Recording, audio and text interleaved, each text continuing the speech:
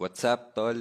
Trip mo bang mag-ride and camp? Ito share ko sa'yo. Isang solid na campsite sa Padre Burgos, Quezon, ang Fracabe. Around 166 kilometers from Makati City o 3 to 4 hours ride, depende sa'yo.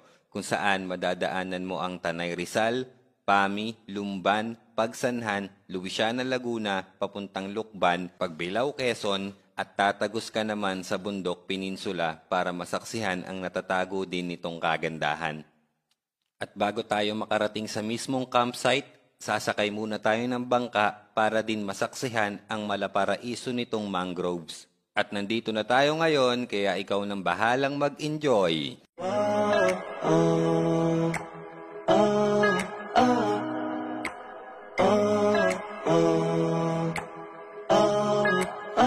Please fill my cup.